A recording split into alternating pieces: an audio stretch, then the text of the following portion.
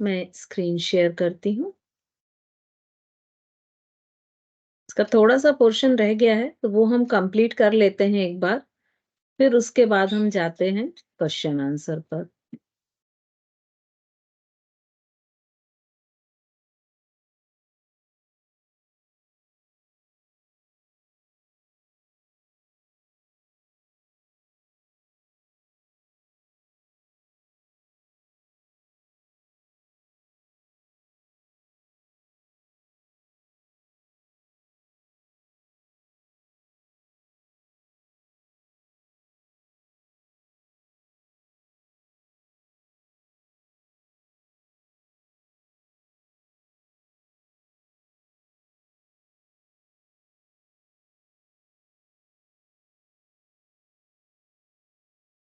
Screen visible है आपको?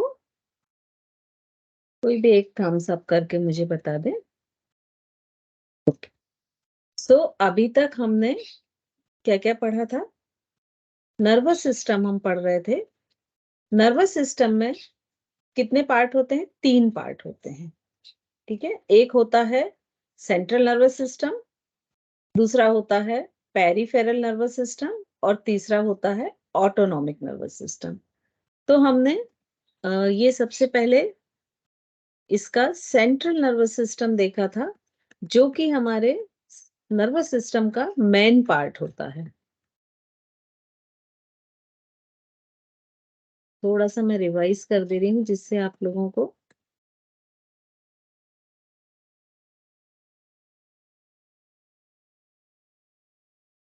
ये नर्वस सिस्टम है। इसके 3 पार्ट्स थे, central, peripheral, autonomic nervous system. Autonomic nervous system के अगेन 2 पार्ट हैं, सिंपैथेटिक नर्वस सिस्टम और पैरासिम्पैथेटिक नर्वस सिस्टम। अब हमने सबसे पहले कौन सा पढ़ा था? Central nervous system.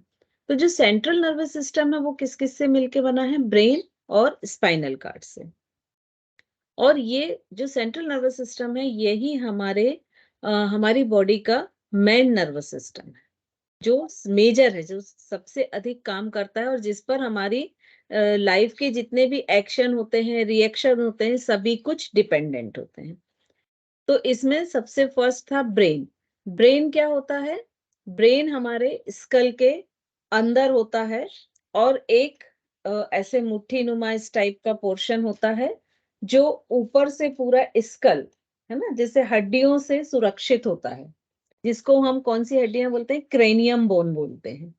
तो ऐसी 8 क्रेनियम बोन्स होती हैं जो ऊपर से पूरे इस तरह से स्कल को घेरे हुए रहती हैं, और इन बोन के सेफ होने के बाद उसमें मेम्ब्रेन होती है और फिर उसके अंदर ब्रेन जो है वो पाया जाता है।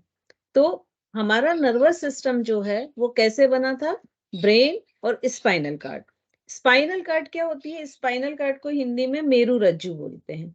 तो हमारे जो वर्टिब्रास थे, हमने अपनी रीढ़ की हड्डी पड़ी थी, उसके जो वर्टिब्रास थे उसको आपको बताया था बीच से होलो रहते हैं, एक छेद रहता है, उससे एक बहुत मोटी नर्व्स जाती है जिसको हम मेन सप्लाई भी बोल सकते हैं, और इसको हम इंग्लिश में बोलते हैं स्पाइनल कार्ड या हिंदी में मेरुरज्जु। तो ये जो हमारी स्पाइनल कार्ड है ये किससे प्रोटेक्ट रहती है? हमारे वर्टिब्रा से। जो हमारी रीढ़ की हड्डी होती है उनके बीच से ये जाती है, तो ये जो हड्डियां होती हैं ये उसको सुरक्षित करती हैं। अब इन दोनों से, ब्रेन से और स्पाइनल कार्ड से जो ब्रांचेस निकलती हैं वो क्या बनाती हैं? Peripheral nervous system. तो ये पेरिफेरल नर्वस सिस्टम किससे बनेगा? ब्रेन से हमारे 12 पेयर निकलते हैं जिनको हम क्रेनियम नर्व्स कहते हैं, और स्पाइनल कार्ड से स्पाइनल नर्व्स निकलती हैं जो कि 31 पेयर्स होते हैं। तो ये दोनों जो पेयर्स हैं ये पूरे हमारी बॉडी के बाहर की तरफ फैलते हैं ब्रांचेस के रूप में, और इसको हम पेरिफेरल नर्वस सिस्टम कहते हैं। ब्रेन की लोकेशन आपने देख ही ली थी। फिर अगेन ब्रेन को जो है 3 पार्ट्स में डिवाइड किया गया था, फोर ब्रेन, मिड ब्रेन और हिंड ब्रेन। फोर ब्रेन सबसे बड़ा पार्ट होता है ब्रेन का और सबसे अधिक हिस्से में फैला हुआ पार्ट होता है। फोर ब्रेन के पार्ट्स क्या क्या होते हैं? Cerebrum, thalamus, hypothalamus. Mid brain का मेन पार्ट क्या होता है? सेरिब्रल। और हिंड ब्रेन के मेन पार्ट क्या होते हैं? सेरिब्रम, पॉन और मेडुला ऑब्लांगेटा। तो इस तरह से ये सारे पार्ट्स मिलके ब्रेन को बनाते हैं। अब ये जो फोर ब्रेन का सेरिब्रम होता है, ये अगेन फोर लोब्स में डिवाइड होता है, और जिसको हम कहते हैं फ्रंटल लोब, जो सामने की तरफ होता है, ऊपर की तरफ पैराइटल लोब, पीछे ऑक्सीपिटल लोब, और हमारे कान के ऊपर वाले हिस्से में टेम्पोरल लोब। तो ये पूरा ब्रेन का स्ट्रक्चर है। अब ये काम क्या क्या करते हैं, ये भी एक जनरल हमने देख लिया था। ये मेम्ब्रेन है, मेनिंजेस, ये 3 पार्ट्स में रहती है, और इसका जो सेंटर वाला पार्ट होता है उसमें एक लिक्विड होता है जिसको हम कहते हैं सेरिब्रोस्पाइनल फ्लूइड या CSF। और इसका मेन काम क्या होता है कि हमारे ब्रेन को जर्क से बचाना। तो जो हमारा पूरा CNS है वो इस मेम्ब्रेन में सेफ रहता है, और जो भी जर्क लगते हैं तो उससे ये इन स्पाइनल कार्ड को और ब्रेन को सेफ रखता है।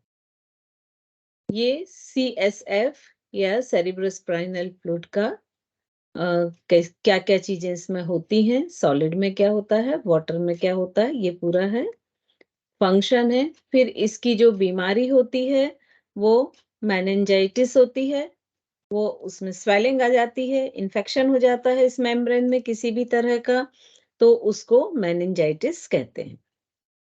इसके सिम्टम्स आपको बताए थे। स्पाइनल कार्ड में ये जो ग्रे मैटर और व्हाइट मैटर होता है उसका डिफरेंस बताया था कि ब्रेन से ये जस्ट अपोजिट होता है। ब्रेन में जो व्हाइट मैटर होता है वो अंदर की तरफ होता है और ग्रे मैटर बाहर की तरफ, लेकिन इसमें जस्ट अपोजिट होता है कि ग्रे मैटर अंदर और व्हाइट मैटर बाहर की तरफ। फिर नर्व्स के टाइप्स हमने देखे थे कि असेंडिंग, डिसेंडिंग, और असेंडिंग को ही सेंसरी भी कहते हैं या एफरेंट भी कहते हैं, और डिसेंडिंग मोटर या इफरेंट में। अब ये कैसे काम करती हैं इसको अभी हम आगे और डिटेल में देखेंगे। ये हमारा पेरिफेरल नर्वस सिस्टम है। तो नर्व्स कितने तरह की होती हैं? 3 तरह की होती हैं। एक तो सेंसरी, मोटर, और कुछ ऐसी नर्व्स होती हैं जो सेंसरी और मोटर दोनों का काम करती हैं, तो उनको हम बोलते हैं मिक्स्ड। ये हमने 12 क्रेनियल नर्व्स के बारे में पढ़ा था कि कौन-कौन सी होती हैं और उनके फंक्शंस क्या-क्या होते हैं। इनको कौन सी सेंसरी होती हैं, कौन सी मोटर होती हैं और कौन सी मिक्स होती हैं, इन 12 नर्व्स में, ये भी डिटेल देखा। नेक्स्ट हमने देखा था कि ये इनका एक चार्ट कि कहाँ इनकी लोकेशन है और इनके क्या फंक्शन है। नेक्स्ट हमने इनको याद रखने के कुछ तरीके सीखे कि हमें एक 1 सेंटेंस क्रिएट करके इन 12 नर्व्स के नाम और वो उनका टाइप क्या है, कि वो सेंसरी हैं या मोटर हैं या मिक्स्ड हैं, उसको हम याद रख सकते हैं।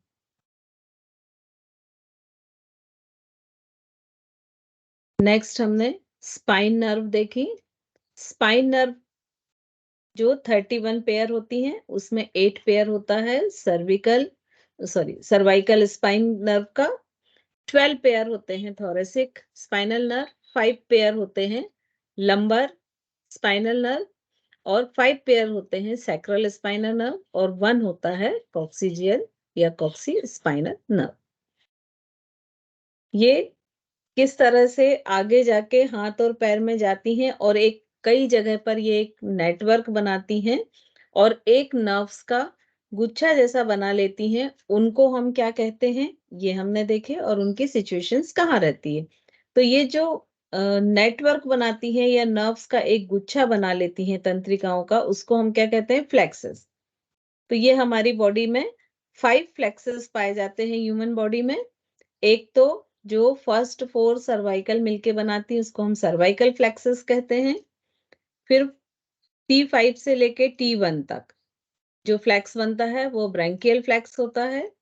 बाकी रेस्ट जो थोरेसिक होती हैं वो कोई भी फ्लैक्स नहीं बनाती हैं। फिर लंबर की जो 4 नर्व्स हैं वो मिलके जो फ्लैक्स बनाती हैं उसको लंबर फ्लैक्स कहते हैं। L4 से मतलब लंबर की L5 से S4 तक जो नर्व्स फ्लैक्स बनाती हैं उसको सैक्रल फ्लैक्स कहते हैं, और कॉक्सिजियल से जो नर्व निकल के फ्लैक्स बनाती है उसको कॉक्सिजियल फ्लैक्स कहते हैं। इसमें हमने साइटिक के बारे में भी पढ़ा था कि ये जो साइटिक नर्व होती है ये क्या होती है और किस तरह से हमारे शरीर में फैली होती है और ये किस तरह से प्रॉब्लम में आती है और क्यों इसमें दर्द होता है। इसकी जो ओरिजिन है वो हमने देखा था कि इस नर्व की, चूंकि ये हमारी बॉडी की सबसे बड़ी नर्व है और ये L4, L5, S1, S2, S3 ये इन सब स्पाइन से निकलती है रीजन के और आपस में मिलकर एक बड़ी नर्व बनाती है जो कि हमारे पूरे हील तक जाती है। अब आज हम पढ़ने वाले हैं ऑटोनॉमिक नर्वस सिस्टम। ये हमारा थर्ड पार्ट है। तो जो ऑटोनॉमिक नर्वस सिस्टम है ये जैसे इसके नाम से ही आपको मालूम चल रहा है कि ये ऑटोमेटिक होता है। इसमें जितनी भी क्रियाएं होती हैं, जितने भी एक्शन रिएक्शंस होते हैं, उन पर हमारा कंट्रोल नहीं होता है। तो हम ये भी कह सकते हैं कि ये हमारे शरीर का अनैच्छिक भाग है कि जिस पर हम अपना नियंत्रण नहीं रख सकते हैं। और इसका मेन काम क्या है कि हमारे शरीर को होम्योस्टेटिस बनाए रखना, मतलब साम्य स्थिति में बनाए रखना। तो ये क्या क्या काम करेगा? इसमें सेंसरी न्यूरॉन्स भी होते हैं और मोटर न्यूरॉन्स भी होते हैं। अब ये कौन से न्यूरॉन्स होते हैं? तो जो हमारे 12 क्रेनियल नर्व्स निकलते हैं प्लस 31 स्पाइनल नर्व्स निकलते हैं। तो इनमें से कुछ नर्व्स मिलके ही इस ऑटोनॉमिक नर्वस सिस्टम को बनाते हैं, लेकिन उनके नर्व्स के नाम और सारी चीजें अभी बहुत क्लियर नहीं है। तो ये जो दोनों सिस्टम होते हैं इनके मेन काम क्या होते हैं? हार्ट बीट को मैनेज रखना, बॉडी के टेम्परेचर को मैनेज रखना, डाइजेशन को मैनेज रखना, मतलब वो सारी क्रियाएं जो आपके जिन पर आपका कंट्रोल नहीं है और आपकी बॉडी में हो रही हैं, वो सारी क्रियाओं के लिए रिस्पॉन्सिबल कौन होगा? Autonomic nervous system. और इसमें जो सिंपैथेटिक और पैरासिम्पैथेटिक है। तो इस तरह हम देखें कि ऑटोनॉमिक नर्वस सिस्टम को हमने 2 पार्ट्स में डिवाइड कर लिया। एक तो हो गया सिंपैथेटिक नर्वस सिस्टम जिसको हिंदी में हम अनुकंपी भी बोलते हैं, और सेकंड हो गया पैरासिम्पैथेटिक नर्वस सिस्टम जिसको हम परानुकंपी भी बोलते हैं। तो अब ये दोनों जो सिस्टम हैं, ये दोनों सिस्टम क्या करते हैं? ये बिल्कुल एक दूसरे के अपोजिट में काम करते हैं। अगर हम हार्ट पे इनका फंक्शन लें तो एक हार्ट बीट को बढ़ाएगा तो दूसरा कम करेगा। यदि हम डाइजेशन को लें कि एक डाइजेशन को बहुत फास्ट कर रहा है तो दूसरा कम करेगा। तो इनका काम क्या रहता है कि एनी हाउ शरीर में जो भी फंक्शन हो रहे हैं उनको इस तरह से मैनेज करना कि वो बैलेंस रहे, वो क्रिया ना अधिक हो ना कम हो। जैसे अगर बॉडी का टेम्परेचर बढ़ जाता है तो वो धीरे धीरे उस टेम्परेचर को कम कर देगा, यदि कम हो जाता है तो वो उसको बैलेंस कर देगा। तो ये जो दोनों सिस्टम है ये बिल्कुल एक दूसरे के विपरीत चलेंगे। एक यदि आपकी आंखों को एकदम ओपन कर देगा तो दूसरा रिलैक्स कर देगा। तो जितने भी सिंपैथेटिक नर्वस सिस्टम है ये प्राय स्ट्रेसफुल चीजों को शो करते हैं। इनके जो स्टिमुलेशंस होते हैं वो स्ट्रेसफुल होते हैं, और जब हम उस स्ट्रेसफुल पोजीशन में पहुंच गए तो वहां से वापस लाने की जिम्मेदारी किसकी होती है? पैरासिम्पैथेटिक नर्वस सिस्टम की। अब हम इसको एक एग्जाम्पल से समझते हैं। मान लीजिए हम कोई सेंचुरी में घूमने गए, है ना, कान्हा किसली पैंच कोई भी एक जो सेंचुरी होती है उसमें हम घूमने गए। अब हम गाड़ी से उतर गए, हमने सोचा चलो ठीक है थोड़ा सा हम आते हैं। अब हम थोड़ी दूरी पे गए और पलटे तो देखा एक सामने टाइगर बैठा है। अब उस समय आप इमेजिन कीजिए क्या पोजीशन होगी। हो सकता आपका मुंह पूरी तरह सूख जाए, आंखें एकदम खुल जाएं, आपका जो पलक झपकना है वो बंद हो जाए। ठीक है, आपकी मुट्ठियां तेजी से आप टाइट बांध लें, या हो सकता है कि आपके जो रोम होते हैं छोटे छोटे वो सब खड़े हो जाएं, है ना, डर के मारे आपके मुंह से आवाज ही ना निकले। तो ये सारी जो सिचुएशन और क्रियाएं हैं ये कौन क्रिएट कर रहा है? Sympathetic nervous system. अब मान लीजिए वो 1-2 मिनट वो टाइगर रुका, उसने आपको देखा और फिर वो धीरे से अपनी राह चला गया। तो वो जैसे ही थोड़ी आपसे दूर चला गया अपने रास्ते, तो क्या होगा? आप एकदम रिलैक्स्ड हो जाएंगे। आपकी जो आंखें हैं वो बंद हो जाएंगी, मतलब पलकें झपकने लगेंगी, हाथों की मुट्ठियां खुल जाएंगी, या पसीना आपको आ गया था वो बंद हो जाएगा, या जो मुंह सूख गया था वो फिर से, जो आपके मुंह सूखना मतलब क्या, कि आपके अंदर जो सलाइवा ग्लैंड्स हैं उनका सिक्रेशन कम हो गया, तो वो प्रॉपर होने लगेगा। तो वो स्ट्रेसफुल पोजीशन से आपको नॉर्मल पोजीशन में कौन सा सिस्टम लेके आया? Parasympathetic nervous system. ठीक है, तो इस चीज को मतलब आप लोग ध्यान रखें। अब ये देखिए, जैसे ही आपके सामने कोई ऐसी पोजीशन आती है कि आप एकदम डर जाते हैं, आप क्रोध में आ जाते हैं या डर जाते हैं, दोनों ही ये क्या है? इमोशंस हैं आपके अंदर के। और दोनों ही इमोशन में क्या होगा कि जैसे ही हुआ तो आपका सिंपैथेटिक नर्वस सिस्टम एक्टिवेट हुआ, और उसने क्या किया? आपकी जो आंख की आई बॉल होती है, जिसको हम पुतली भी बोलते हैं, उसको फैला दिया। क्यों फैला दिया? जिससे आप बहुत अच्छे से क्लियरली देख सकें। सी एग्जाम्पल लेते हैं कि टाइगर सामने आया था, ठीक है, तो टाइगर सामने आया मतलब आप उसके मूवमेंट को एकदम ध्यान से देखना चाहेंगे कि वो कब अपने आप को सिकोड़ रहा है, कब वो जंप लगाने की कोशिश कर रहा है। ठीक है, तो उसके लिए क्या होगा कि आपका हाइपोथैलेमस, जो ब्रेन में हमने पढ़ा था, वो पूरे बाहर के जितने भी चेंजेस होते हैं उनको कैच करता है, और जो थैलेमस होता है वो इंटरनल जो जो भी चेंजेस होते हैं उनको कंट्रोल करता है। तो वो जो थैलेमस है, वो हाइपोथैलेमस है, वो तुरंत ये इंडिकेशन किसको भेजेगा? थैलेमस को। और थैलेमस क्या करेगा? सिंपैथेटिक नर्वस सिस्टम को एक्टिवेट कर देगा, और उसी समय आपकी एड्रिनल ग्लैंड से एड्रिनोलिन हार्मोन सीक्रेट हो जाएगा, और आपकी बॉडी में ये सब चेंजेस आने लगेंगे। तो जब सिंपैथेटिक नर्वस सिस्टम आपके आईबॉल्स को फैला देता है, आपके रेटिना को ओपन कर देता है, तो अगर वो कंटिन्यूशन में रहेगा तो आपके लिए हार्मफुल होगा। तो जैसे ही वो सिचुएशन चेंज होती है, आपके इमोशन चेंज होते हैं, तो आप पैरासिम्पैथेटिक नर्वस सिस्टम का क्या काम होता है कि वो जो भी चेंजेस हुए हैं एक स्ट्रेसफुल कंडीशंस में, उसको नॉर्मलाइज करना, उसको सबको वापस नॉर्मल कर देना। तो अगर हम देखें कि हमने फ्लाइट और फाइट इफेक्ट पढ़ा था जब हम एंडोक्राइन ग्लैंड्स को पढ़ रहे थे, तो उस समय अगर अगर हम देखें कि जो हमारे सिम्टम्स क्रिएट हुए सामने टाइगर को देख के, वो सारे किसके कारण हुए? कि जैसे ही हाइपोथैलेमस ने थैलेमस को इंडिकेटर दिया, थैलेमस ने क्या किया कि एक तो एड्रिनल ग्लैंड को एक्टिवेट कर दिया, और दूसरा सिंपैथेटिक नर्वस सिस्टम को एक्टिवेट कर दिया। और इन दोनों के एक्टिवेशन से क्या हुआ कि हमें जो जो चेंज हुए, कि हमारी पलकें झपकनी बंद हो गई, मुंह सूख गया, या पसीना आ गया, या क्रोध से आंख लाल हो गई, वो सारे चेंजेस क्रिएट होने शुरू हो गए। और जब वो सिचुएशंस खत्म हो गई, तो पैरासिम्पैथेटिक नर्वस सिस्टम ने क्या किया? सभी चीजों को काम डाउन करना शुरू किया, और हमारे शरीर को पूरा अपनी पहले जैसी शांत स्थिति में लेके आ गए। तो इन दोनों सिस्टम का बैलेंस होना बहुत ही जरूरी है। अब जो सिंपैथेटिक नर्वस सिस्टम होता है,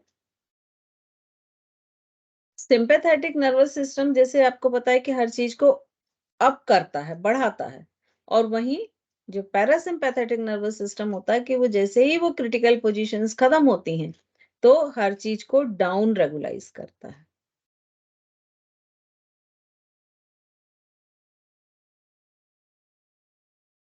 और ये जो सिंपैथेटिक नर्वस सिस्टम होता है, इसको थोरेकोलम्बर आउटफ्लो भी कहा जाता है। हालांकि इस वर्ड तक आपको जाने की जरूरत नहीं है, ठीक है, क्योंकि इसमें शामिल क्या होता है, आपका स्पाइनल कार्ड।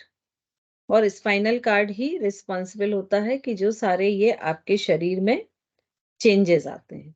तो जो ये सिंपैथेटिक नर्वस सिस्टम है, अपने जितने आपके ह्यूमन बॉडी में जितने भी ऑर्गन होते हैं, उनमें जो भी एक्शन होते हैं, उनको पहले तो कंट्रोल करता है और उनको रेगुलाइज करता है। और इसके साथ क्या होता है कि जैसे ही मान लीजिए कि अगर कोई ऐसी टाइगर आपके सामने आ गया, तब क्या-क्या होगा कि आपके जो स्किन के पास की ब्लड वेसल्स हैं, वो थोड़ी संकुचित हो जाएँगी और उससे क्या होगा, आपका चेहरा लाल हो जाएगा। हार्ट जो है, वो अधिक ब्लड को पंप करना शुरू कर देगा, जिससे आपके बीपी है या जो जिसको रक्त दाब बोलते हैं, ये बढ़ जाएगा। आपके पूरे मसल्स अलर्ट मोड में आएँगे और वो एकदम स्ट्रेच हो जाएँगे, तन जाएँगे। आपके रोंगटे हो सकता है खड़े हो जाएँ। हमारी जो नॉस्ट्रिल होती है, वो चूँकि ब्रीदिंग फास्ट हो जाती है, तो वो भी फूलने और फूलने लगती है। तो ये सब चीज़ें होती हैं सिम्पैथेटिक नर्वस सिस्टम के एक्टिवेट होने से। तो इस तरह हम देखें कि क्या-क्या होता है कि अगर हम आँख में देखें, तो हमारी जो पुतलियाँ हैं वो फैल जाएँगी, आँसू निकलना कम हो जाएँगे, हमारी जो सलाइवरी ग्लैंड है, वो उस सलाइवा को थोड़ा कम सीक्रेट करेंगी जिससे वो गाढ़ा हो जाएगा, चिपचिपा हो जाएगा। और हमारी जो श्वसन नलिका है जिसको हम ब्रोंकाई बोलते हैं, वो फैल जाएँगी जिससे कि ब्रीदिंग फास्ट हो सके, हमारे हार्ट रेट बढ़ जाएँगे जिससे बीपी बढ़ जाएगा और जो हमारी कोरोनरी आर्टरीज़ होती हैं, वो भी फैल जाएँगी, जिससे अधिक ब्लड सप्लाई कर सकें। अधिक मात्रा में जो ग्लाइकोजन है, वो ग्लूकोज़ में कन्वर्ट होके ब्लड में आने लगेगा, जिससे हमको स्ट्रेंथ मिले, शक्ति मिले और हमारे जो डाइजेस्टिव जूसेस हैं, वो कम सीक्रेट होने शुरू शुरू हो जाएँगे और उसका कारण क्या होगा कि हमारे डाइजेशन स्लो हो जाएगा। और इसी के साथ-साथ हमारा जो लिवर है, पैनक्रियाज़ है, वहाँ से जो इंसुलिन होता है, उसका सीक्रेशन भी कम हो जाएगा। तो इस तरह से ये सिम्पैथेटिक नर्वस सिस्टम जब भी एक्टिव होगा, तो ये सारी चीज़ें इसमें हो जाएँगी। अब इसके अपोज़िट जो दूसरा आता है, वो है पैरासिम्पैथेटिक। तो ये पैरासिम्पैथेटिक सबसे पहले तो क्या करता है कि जैसे जब हमारी बॉडी पैरासिम्पैथेटिक मोड में होगी, तो जितने भी विसरल ऑर्गन हैं, उनको ब्लड सप्लाई प्रॉपर होगा। तो जैसे ही सिम्पैथेटिक एक्टिव होगा, तो हमारे विसरल ऑर्गन मतलब क्या-क्या? हमारे एब्डोमेन के अंदर जितने भी ऑर्गन हैं, intestine, large intestine, uterus, urinary bladder, rectum, liver, pancreas, stomach, है ना? तो ये सारे विसरल ऑर्गन को जो ब्लड सप्लाई प्रॉपर करता है, वो पैरासिम्पैथेटिक नर्वस सिस्टम के साथ होता है। तो उस समय क्या होगा कि जब ये स्लो हो जाएगा पैरासिम्पैथेटिक, सिम्पैथेटिक हाई हुआ मतलब पैरासिम्पैथेटिक लो हो गया। तो अगर ये लो होगा तो हमारे ये सारे जितने भी विसरल ऑर्गन हैं, उनमें ब्लड सप्लाई स्लो हो जाएगी। कम हो जाएगी, जितना उसको ब्लड चाहिए रहता है, उसके हिसाब से वो बहुत ही कम हो जाएगी। तो जब सिम्पैथेटिक नर्वस सिस्टम एक्टिवेट हुआ, उसको नॉर्मल करने के लिए पैरासिम्पैथेटिक नर्वस सिस्टम क्या-क्या काम करेगा? सबसे पहले तो आई बॉल को अपने वापस नॉर्मल साइज़ में लेकर आएगा और जो आईलिड्स हैं, उनको झपकाना, ब्लिंक करना शुरू कर देगा। हमारी जो सलाइवरी ग्लैंड्स हैं, उससे सलाइवा सीक्रेशन बढ़ा देगा, जिससे कि जो हमारी कॉन्सन्ट्रेट हो गई थी सलाइवा, वो वापस अपनी नेचुरल पोज़ीशन में आ जाए। हमारे जो श्वसन नलिकाएँ हैं, वो जो फैल गई थी, उनको वापस अपनी नॉर्मल साइज़ में ले आएगा। हार्ट बीट जो बढ़ गई थी, पल्स रेट बढ़ गया था, उसको वापस नॉर्मल जो रेट होता है उस पर लेकर आएगा।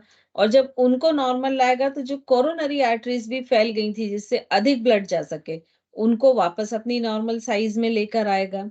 और चूंकि इसमें जो लीवर है उसमें सप्लाई बढ़ जाएगी, तो वहां से जो बॉयल जूस होता है उसका सीक्रेशन बढ़ जाएगा, इंसुलिन हार्मोन्स का सीक्रेशन बढ़ जाएगा, डाइजेस्टिव जूस का सीक्रेशन बढ़ जाएगा। डाइजेस्टिव जूस का सीक्रेशन बढ़ेगा तो डाइजेशन प्रॉपर होने लगेगा।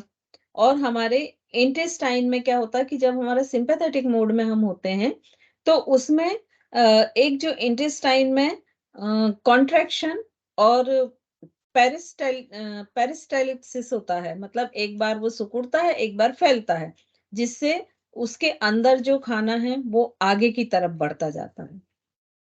तो ये जो मोशन होता है ये सिंपैथेटिक मोड में कम हो जाता है या लगभग बंद हो जाता है। तो उससे क्या होता है कि हमारे जो यूरिन है या स्टूल है ये उस समय पास आउट होना कम हो जाते हैं। ठीक है। और जो हमारे जब पैरासिम्पैथेटिक नर्वस सिस्टम एक्टिवेट होता है तब हमारी किडनी प्रॉपर काम करती है तो यूरिनेशन चालू हो जाता है। फिर हमारी जो स्फिनेक्टर मसल्स होती हैं वो रिलैक्स्ड हो जाती हैं। तो स्फिनेक्टर मसल्स के रिलैक्स होने से जो यूरिनेशन और हमारे रेक्टम से स्टूल पास होना है वो सारी चीजें प्रॉपर होने लगती हैं।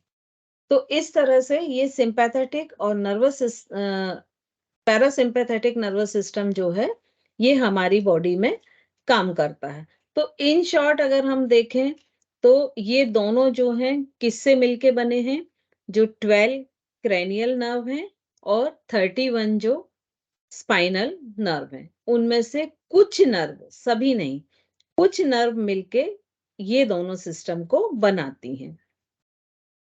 सिंपैथेटिक नर्वस सिस्टम से कोई भी जिस ऑर्गन को ये टारगेट करता है वहां पर जो भी एक्शन हो रहे हैं वो एक्सीलरेट होता है, बढ़ जाता है। और पैरासिम्पैथेटिक क्या करता है, उसी एक्शन को कम करता है, रोकता है।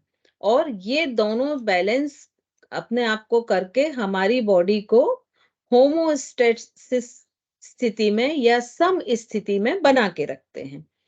जैसे अभी आप लोग को हृदय की गति और बाकी सारी चीजों से समझाया था, इवन ब्लड प्रेशर भी जब सिंपैथेटिक एक्टिवेट होता है नर्वस सिस्टम तो बीपी बढ़ जाता है, और जब पैरासिम्पैथेटिक नर्वस सिस्टम एक्टिवेट होता है तो बीपी कम हो जाता है।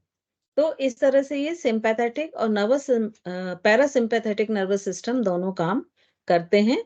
और हमारी बॉडी में जितनी भी अनैच्छिक क्रियाएं हैं जिन पर हमारा कंट्रोल नहीं है उन सबको कंट्रोल करने का काम सिंपैथेटिक नर्वस सिस्टम और पैरासिम्पैथेटिक नर्वस सिस्टम का होता है। अब हम इसमें देखेंगे एक रिफ्लेक्स एक्शन। रिफ्लेक्स एक्शन जो है इसको हिंदी में अनुवर्ती क्रिया या प्रतिवर्ती क्रिया भी कहते हैं। तो ये क्या होता है, इसको जस्ट हम ऐसे समझ सकते हैं कि कोई भी बाहर से चेंज होता है, जैसे कोई भी स्पर्श करता है, दर्द होता है या टेम्परेचर चेंज होता है, तो ऑटोमेटिक हमारी बॉडी एक रिएक्शन देती है। फॉर एग्जाम्पल जैसे यदि फिंगर्स में ऐसे रखी हो और सपोज यहाँ पर कोई शार्प ऑप्टिकल पिन चुभती है तो मैं तुरंत अपने हाथ को पीछे कर लूंगी। तो ये जो हाथ को तुरंत पीछे कर लेना है ये क्या होता है, एक रिफ्लेक्स एक्शन होता है। या जैसे मान लीजिए किसी ने कोई एक पेपर की बॉल बना के हमारे फेस की तरफ फेंकी तो हम तुरंत आंख बंद कर लेंगे या हो सकता है अपनी हाथों से इस तरह फेस को ढक लेंगे।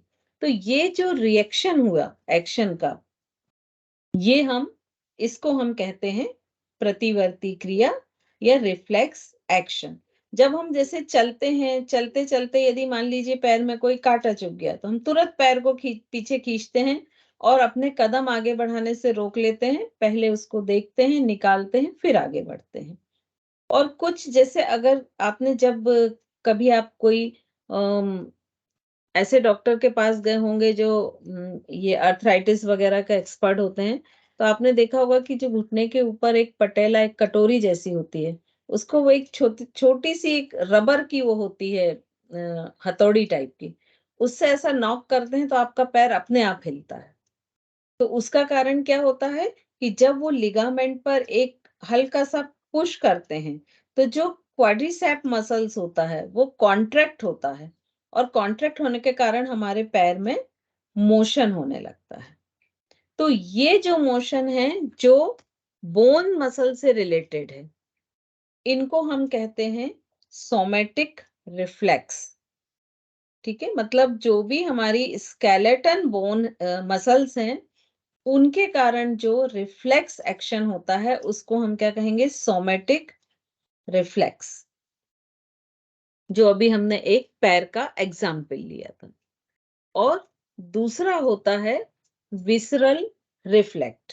तो ये विसरल रिफ्लेक्ट कहाँ होता है? जितनी भी हमारी स्मूथ मसल्स हैं या कार्डिक मसल्स हैं, ठीक है, तो स्मूथ और कार्डिक मसल्स में जो रिफ्लेक्शन होता है, उसको हम कहते हैं विसरल रिफ्लेक्स। और यहाँ पर ये टू हाई बीपी हटा दीजिएगा, ये सिर्फ समझाने के लिए आपको किया हुआ था। तो इस तरह से ये जो रिफ्लेक्स एक्शन होते हैं, ये जब भी कुछ ऐसे मसल्स के थ्रू हो रहे हैं जो कि स्केलेटन से, बोन से रिलेटेड हैं, तो हम उसको बोलते हैं सोमैटिक रिफ्लेक्स। और वहीं जब ये स्मूथ मसल्स या फिर हमारे कार्डिक मसल्स, कार्डिक मतलब हार्ट के, उनसे रिलेटेड होते हैं, तो ये विसरल रिफ्लेक्स कहलाते हैं। रिफ्लेक्स आर्क कैसे बनता है? तो इसका सिंपल सा है कि जैसे ही आप इस पिक्चर में देख रहे हैं, ये हम कई बार पढ़ चुके हैं कि यहाँ पर एक कोई शार्प ऑब्जेक्ट है। आपका हाथ जैसे ही इस शार्प ऑब्जेक्ट से टकराया, तो क्या हुआ? यहाँ पर जो ये सेंसर है, यहाँ के सेल ने उसको रिसेप्ट किया, और उस रिसेप्ट से क्या हुआ कि ये पूरा मैसेज जो है सेंसरी न्यूरॉन्स द्वारा आपके सीएनएस तक पहुंचा, सेंट्रल नर्वस सिस्टम तक पहुंचा। इस सेंट्रल नर्वस सिस्टम में स्पाइन तक पहुंचा, स्पाइन ने इस मैसेज को ब्रेन तक भेजा, ब्रेन ने इसको रिवर्ट किया, और जो मोटर न्यूरॉन्स के थ्रू इस हाथ के जो मसल्स हैं, उसको ऑर्डर दिया या उसको मैसेज दिया, और आपने क्या रिस्पॉन्स किया कि हाथ को वहां से हटा लिया। तो ये पूरा जो एक साइकिल बनता है, इसको रिफ्लेक्स आर्क कहते हैं।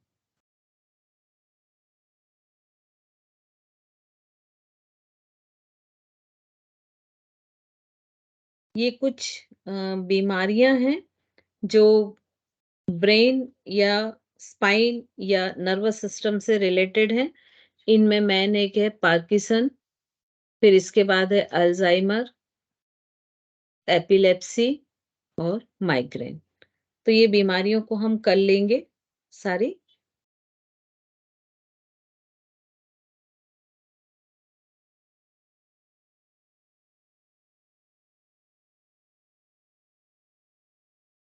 मैम सेकंड नंबर पे क्या बोला है? पार्किंसन और एपिलेप्सी